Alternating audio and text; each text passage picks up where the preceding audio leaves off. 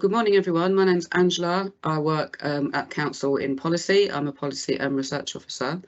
And this morning, we are fortunate to have Deacon Sarah McDowell with us, who's agreed to speak to us in relation to our work that we're doing for International Women's Day this year.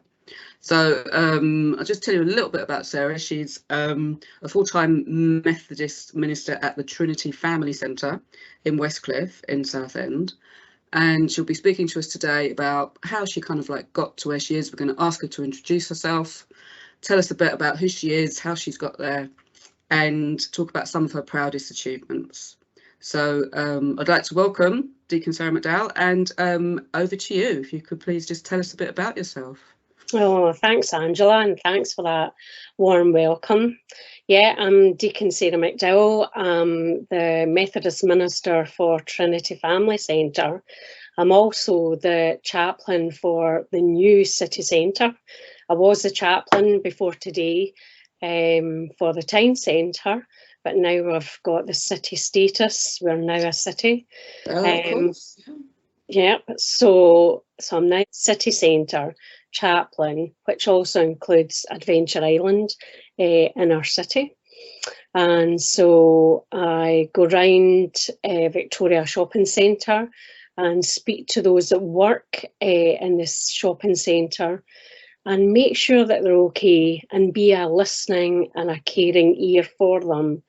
And that's the same with Adventure Island, talking with the young staff that work there and help them if they just want a listening ear. So it's great. So what do I do at the family centre? Well, I'm there to support the family centre, and we have various activities at Trinity Family Centre, from the very young to the more mature person. I think the oldest person we've got is in their 90s. So yeah, it's great to be here. I have been in Southend since August 2020. Before that, I was in Carlisle, and before that, I ministered in Scotland. And as you can tell by my accent, I'm not from around these parts. It's a giveaway. Yeah, I know. I am Scottish, but my dad, funnily enough, was born in Hackney in London, and he was brought up in Essex. Oh, okay. There's your connection. Yeah. Hey, there's my connection. So it's amazing how things turn around. Yes. So yeah. So how did I come to be here? Well, in the Methodist Church, we have two orders of ministry. We have presbyter and we have deacon. And being a deacon, I'm also a member of a religious order. So because of that, it is my order who directly stations me. So basically, we have no choice of where we are sent to in the UK. So we could be sent to anywhere from Shetland to the Channel Islands. But I must admit that when we came, so there's myself and my husband Archie, when we came to Southend, we absolutely love it. Even when we came down during a pandemic, folk are just so friendly. Place, is just so big. You think Southend is, a bit like a concrete jungle, but it's not. There's lots of green spaces, lots of parks. We've got the theatres, we've got restaurants. So yeah, it's great. And we're also, a hop, skip and a train journey into London. So yeah, it's good. We like living here, and being so close to the front and to the estuary is just fabulous as well. We love going walks along the front as well. So yeah, it is a lovely walk along the front. Yeah, it is, and especially when the tide is in, and I love to hear that the waves. The sound is, yeah, no, it is lovely. Yeah. I love to be near water, so it's really, really good. So what else would you like to know about me, Angela? So we were thinking about, in order to kind of like reference International Women's Day, and the purpose of these interviews is to kind of bring a bit of attention to, you know, some of the prominent women in this area that we have in our own backyard. So is there anything, is there like a proudest achievement that you've had since you've kind of like been ministering, whether it's within that area or outside of that area, or anything that's specifically related to Southend? Anything there that you could tell us about? There are many proud achievements, but I think my, not achievement as such, but is walking alongside people, and quite a lot of it is women who are either, you know, working full time, you know, so juggling a job, juggling family, you know, juggling how to put food on the table, you know. And so I think, you know, walking alongside the many women that we have coming in to the family centre, as well as, you know, my chaplaincy role in the city centre. If I look further back, I would say that another achievement that I was really proud of when I was in Carlisle was we had the idea, and it came from the northeast of England. It was the Knitted Angels. Oh, yeah. And so we had a group of women, some inside the church, some outside the church, and basically they had this simple pattern, either to knit or crochet angels. And so we had a year in which to knit or crochet these angels. And we had 1,400 angels by the end of the year. And what we did was we got a group together and we got these angels and we put tags on them. And we said something like, "Merry Christmas, this is a gift from the churches in the city centre of Carlisle." And there would be a message, you know, like, there is hope, or don't give up, or you are loved, or that kind of thing. And the reason that I suggested it to my colleagues in Carlisle was that I felt that those that worked, those that lived, and those that shopped in the city centre were going through a really tough time. Yeah. And this, remember, this was before COVID. Yeah, there was a time before COVID. It's hard to think now, yeah. But folk were struggling, and I just felt that we needed to let people know that actually somebody cared about them. Yeah. So one morning, the week before Christmas, 6 o'clock in the morning, we all went out and basically we angel bombed the whole of the city centre. And it was amazing. We had set up a Facebook page as well, so that folk could tag us and we found the angel, etc., etc. And it was amazing the response we got from people, you know, about loved ones that had died that year, and this was just a glimmer of hope, finding the angel, or, you know, it helped them to remember, you know, a baby that had died. It was just, it was amazing.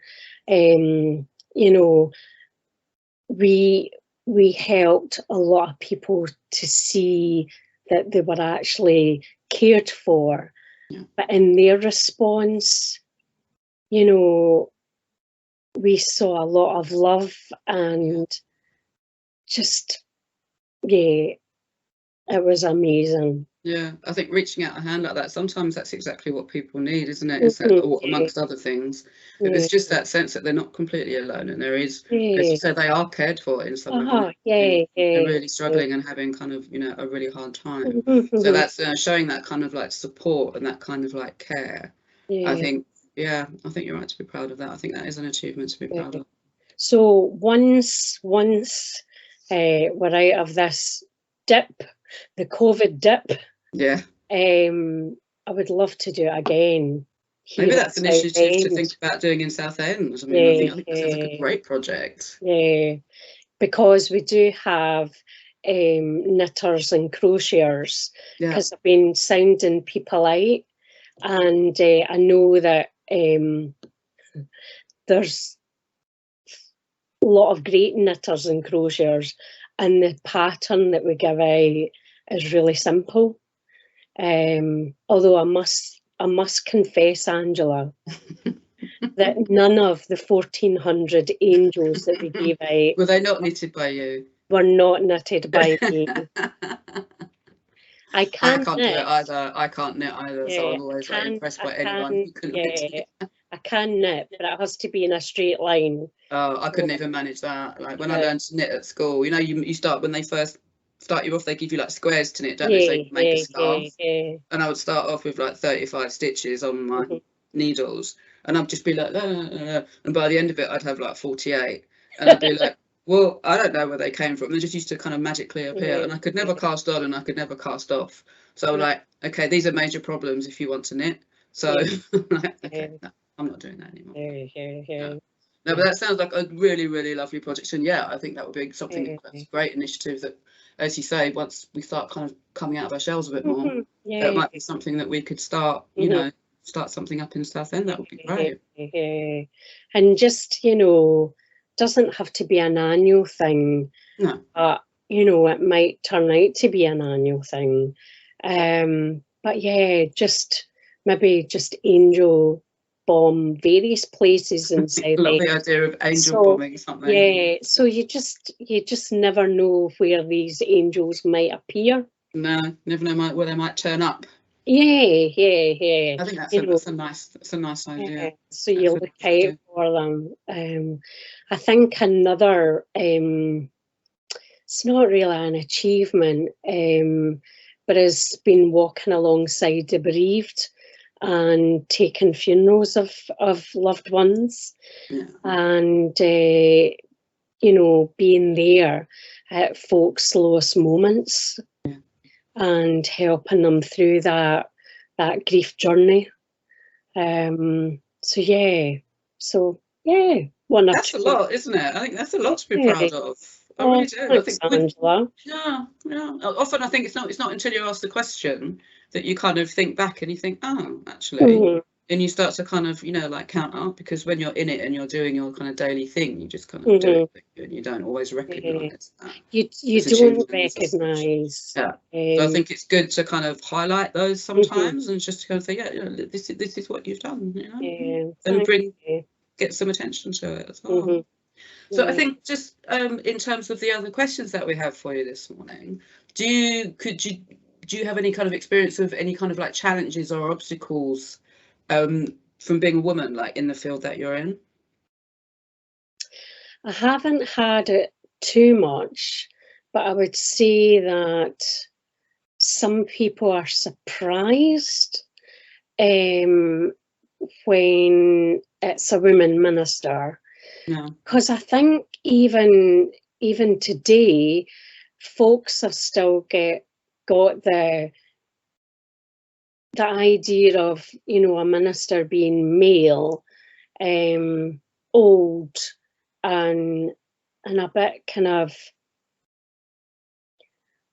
don't know, a bit daughtery, you know, not quite there. Kind of like authoritative kind of. Because I would say that in television, you know, programs, it's not often that a woman is portrayed as a minister. It's usually a man. And if they are, it's a comedy. Yeah, that's right. Like the Vicar of Dibley. Yeah. Yeah, she's brilliant. Laughed like a drain when she would come on. But because I could relate to her in some ways. But so I think, and I think sometimes for me, it's been other women that have had the barriers up. Is that within the church or outside, or I think both? A mixture of both. Mixture, okay. And it's about, being yourself, being authentic, and and folk come around. Some don't. Some still think that a minister should be male. But on the whole, I would say that that they do come round. Because it's an expectation, isn't it? That expectation is still there. It's quite ingrained, I suppose, in some people. In some people. But I think when they see other people's perception of you and how you have helped them in a situation, whether it's through, family relationships or bereavement or whatever, they think, oh, well, wait a minute, a women minister might have that personal church. Yeah, I suppose that the follow-on question would be, do you think there are advantages to being a woman in your field? Yeah. I think there is. Yeah. Because I think sometimes we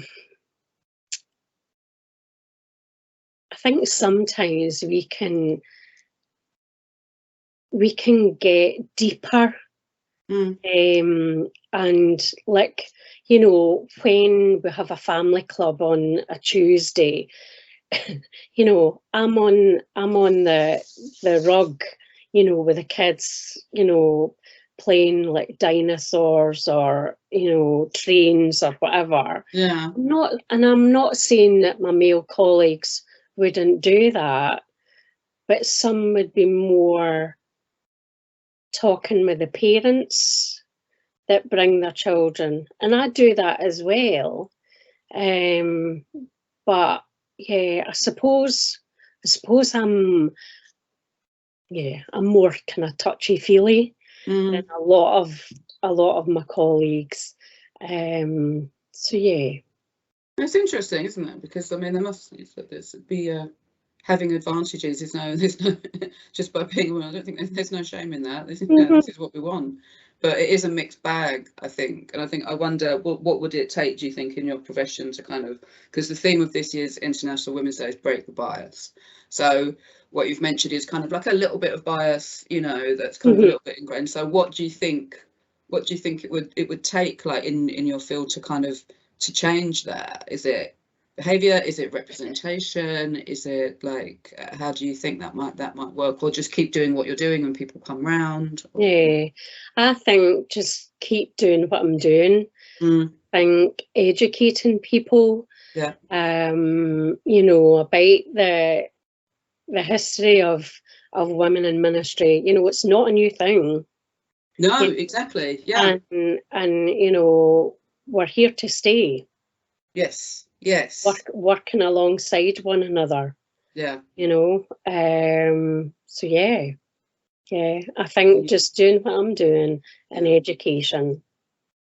Two key things. Definitely. Totally. It's been an absolute pleasure to speak to you this morning. Just on a closing note, I wondered do you have any kind of current projects ongoing at the moment that you'd like to highlight or bring our attention to at all? Even though apparently I think we're going to plan to angel bomb Southend at some point, but anything else at all that you'd like us to kind of tell people about? Or I think the work of the family centre. So I would say that our family club on a Tuesday is open to any families, whatever shape, because Yeah. all families come in different shapes and Yes. sizes. Yeah, And, you know, it's a safe place to come, to eat, to play, to chat. And we've also got our community fridge that we get food from the Experience Project via Arcadia. And sometimes that's frozen food, sometimes it's fresh food, and sometimes it's imperishable stuff, Yeah. you know, like jars of pasta, sauce, pasta, rice, noodles, etc., etc. So you're very much part of these kind of like local community networks that come together to support people. Yeah, totally. And we're there to help anybody in need. Okay, which is a fine thing. Well, the thing is, because of various things that are happening in our country at the moment, folk are struggling financially. Yeah. And if the church can help, well, we're here to do that. Okay, brilliant. Again, thank you again, Sarah. It's been an absolute pleasure to talk to you. Happy to remember everyone about look out for angels, knitted angels coming your way at some point across Southend, I believe. It may be another couple of years, but yeah, there will be at some point. Yeah. We need to take about a year to knit them. Quite a lot of knitting involved, yeah. Oh, yes. Okay, so that and your Tuesday family club sound two at least like fantastic initiatives. Yeah. But thank you again, it's been lovely, and we hope to hear more from you around International Women's Day and in the coming months. I'll be here. Lovely. Thank you very much, Sarah. Thank you. Thanks, Angela. Bye-bye. Bye.